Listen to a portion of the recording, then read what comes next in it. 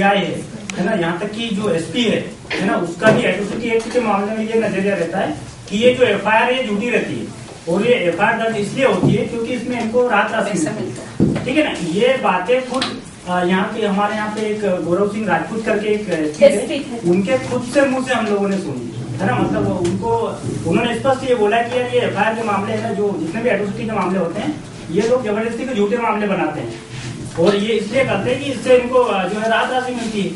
जबकि एक सवाल है कि इन्वेस्टिगेशन जब होता है, नॉर्मली हमारे SC/ST एक्ट में ये प्रावधान है कि DSP रैंक के जो ऑफिसर हैं वो IO बनेंगे, इन्वेस्टिगेटिंग ऑफिसर। लेकिन हमारे एक PIL है मध्य प्रदेश से, कॉलिंग के पास आया था। ये PIL में हम लोगों ने एक और संस्था ने भी हम लोगों को इन्फॉर्मेशन दी थी कि नॉर्मली जितने भी FIR दर्ज होते हैं, ये तो सारे मामले होते ही हैं, लेकिन साथ ही साथ इन्वेस्टिगेटिंग ऑफिसर जो है IO DSP होने के बावजूद वो नहीं जाता इन्वेस्टिगेट करने, वो अपना एक जूनियर लेवल का सर्कल इंस्पेक्टर या सब इंस्पेक्टर को भेज देता है और वो रिपोर्ट लेके आता है। वो जैसे भी करता है वो साइन मारता है, और साइन मार के ऐसे बहुत सारे केसेस है जहाँ इन्वेस्टिगेटिंग ऑफिसर DSP होते हुए भी वो फील्ड में नहीं गया है। और बाद में जब पता चला है ये मामले, ये तकरीबन शायद 150-200 मामले ऐसे थे जो कि हमारे एक PIL में भी, यहाँ सुप्रीम कोर्ट में जो PIL चल रहा था उसमें हम लोगों ने देखा इस मुद्दे को सिर्फ कि इम्प्लीमेंटेशन लेवल पे DSP का जो रोल है वो जो होना चाहिए ऐसा नहीं हो के, हाँ, वो बहुत ही नेगेटिव रोल है, और DSP हमेशा से नेगेटिव रिपोर्ट देता है। बिल्कुल। तो ये एक मुद्दा, इस पे आप थोड़ा इसमें जैसे अगर देखें, ये DSP जो होते हैं ये भी स्पेशल के लिए ही होते हैं कि अगर एट्रोसिटी का मामला आएगा तो उसके लिए हमारे यहाँ पे मध्य प्रदेश में स्पेशल थाना भी बनाया है, जैसे स्पेशल कोर्ट है, तो वहाँ पे वो DSP बैठते हैं, और वो जो DSP होते हैं वो SC/ST के ही होते हैं ज्यादातर। और उसमें भी हमने ये देखा है कि वो इन्वेस्टिगेशन जैसी होनी चाहिए वैसी नहीं होती। जो आप बोल रहे हो बिल्कुल सही बात है। हम लोगों ने मध्य प्रदेश के 3 जिलों में एक रिसर्च किया था एट्रोसिटी को लेके ही, इसके हर एक पक्ष को हम लोगों ने देखना चाहा था। तो उसमें हम लोगों ने मध्य प्रदेश में हाईएस्ट जो दलित पॉपुलेशन वाला डिस्ट्रिक्ट लिया था, लोएस्ट पॉपुलेशन वाला लिया था, और बिल्कुल मीडियम लिया था। इस प्रकार से तीनों जिलों में हम लोगों ने देखा, और जो हमारे वहां से उसकी जो रिसर्च के जो फाइंडिंग्स निकले वो यही निकले थे कि जो इन्वेस्टिगेशन है वो व्यक्ति नहीं कर रहा है, लेकिन करना उसको चाहिए। दूसरा, 95% तक एट्रोसिटी हो रही है, लेकिन दर्ज मामले बहुत कम हो रहे हैं संख्या में। उसी में ऐड करना चाहूंगी कि जब भी दलित के मामले दर्ज होते हैं एक ही सेक्शन लगता है SC/ST ऑफ एट्रोसिटीज एक्ट का 310 के अलावा और कोई भी मामले नहीं दर्ज होते, पहला।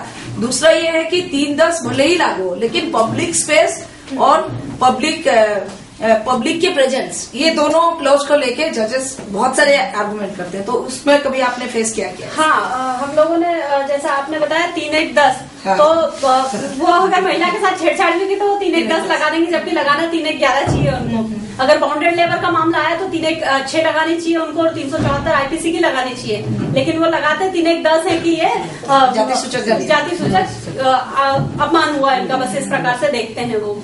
तो ये भी हमारी एक फाइंडिंग्स थी कि इसमें जो धारा सिर्फ 3-1-10 ही लगती है, लेकिन जो उनके जो कारण होते हैं वो दूसरे और भी होते हैं, और बाकी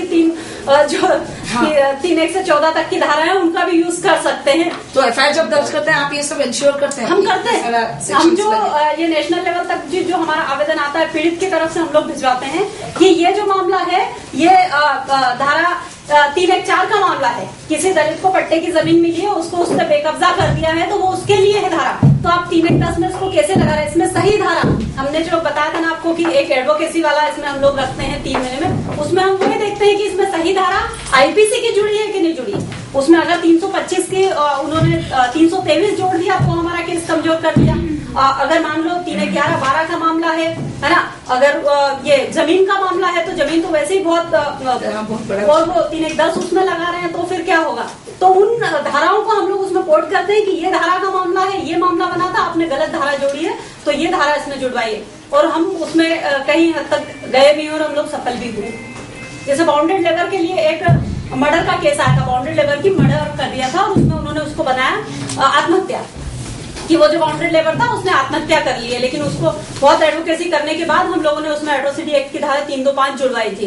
और हमने उसमें ये भी बोला कि ये बाउंडेड लेबर था, इनके यहाँ पे अगर इसकी मौत हुई है ना, तो ये इन्होंने इनको मारा है, ये पीड़ित के परिवार के लोग बोल रहे हैं, उसकी पत्नी बोल रही है, उसके बच्चे बोल रहे हैं, तो इसमें ये बाउंडेड लेबर था तो धारा 374 जुड़नी चाहिए। तो वो जो डीएसपी थे वो हमसे बोलते हैं कि देखिए मैडम, ये जो धारा 374 है, ऐसी कुछ धारा है जिनको लगाने का, लिखने का हक हमें नहीं है, हमको एसपी साहब से पूछना पड़ेगा। अगर वो बोल देंगे तो हम 374 जोड़ेंगे, वरना हम नहीं जोड़ेंगे। क्यों?